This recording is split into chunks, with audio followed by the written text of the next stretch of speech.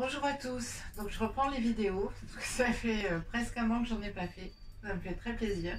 En fait avec une recette que j'ai improvisée pour un atelier cuisine, où il fallait que je mette le persil et dans une recette ou une recette avec du persil, toujours en cru parce que voilà, je reste persuadée que c'est comme ça qu'il faut manger, surtout le persil.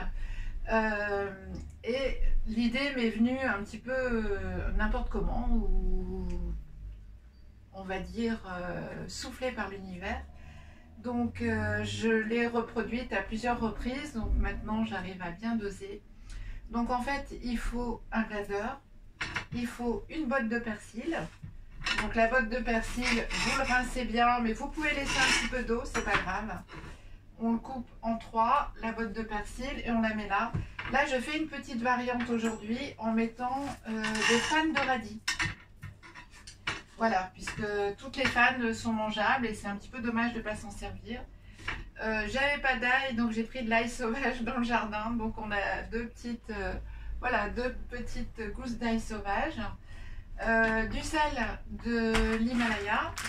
Donc je vous mets l'emballage, comme ça vous permet de mieux le retrouver en rayon. Voilà, donc un petit peu de sel. On met 2 cuillères à soupe de jus de citron. Alors, hop. Voilà. Donc là, c'est un petit peu, en fait, c'est vraiment, voilà, il ne coule pas très bien. À peu près la valeur de 2 cuillères à soupe de jus de citron. Sinon, si le citron domine, c'est un petit peu dommage. Et dans ce petit bol, j'ai mis 4 cuillères à soupe de poudre d'amande. Je voulais vous montrer le sachet de poudre d'amande et je l'ai rangé. Alors, voilà.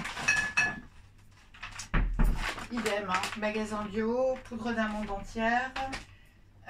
Donc je mets la poudre d'amande. Je mets un petit verre d'huile d'olive. Donc je vais le mettre comme ça parce que voilà. Voilà, un petit verre d'huile d'olive. Pour le jus de citron, c'est l'astuce, c'est d'acheter ce jus de citron bio au prix des citrons, c'est beaucoup plus intéressant. Voilà, donc on va commencer à faire marcher le blender et vraisemblablement, il faudra rajouter un petit peu d'eau.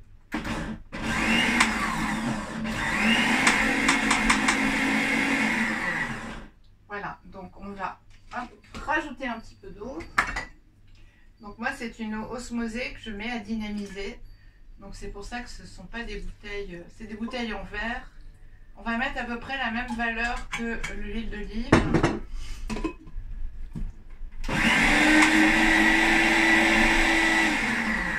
Alors si vous êtes comme moi à la maison, c'est-à-dire pas forcément de matériel professionnel, il suffit d'arrêter le blender et de pousser avec une cuillère pour que le mélange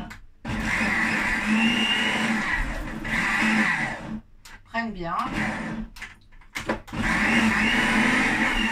Voilà, donc là, une fois que tout est lancé, vous allez voir, ça se mélange tout seul. Et le but de cette recette, voilà, on peut laisser un petit peu de feuilles de persil, c'est pas trop grave. Et le but de cette recette, en fait, c'est de faire un tartinable de persil cru. Donc là, on a toutes les vitamines. Alors, le moment où on le prépare, voilà, c'est un tout petit peu liquide. Mais cette préparation, vous allez la faire le matin ou la veille.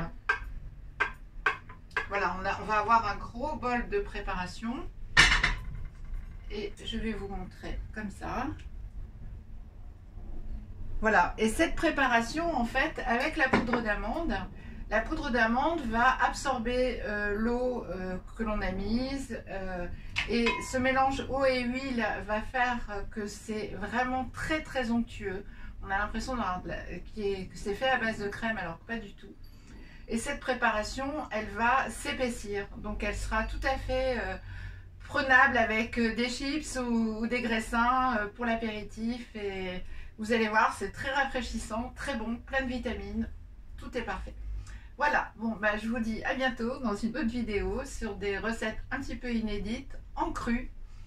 Et bonne santé, bonne journée et à très bientôt.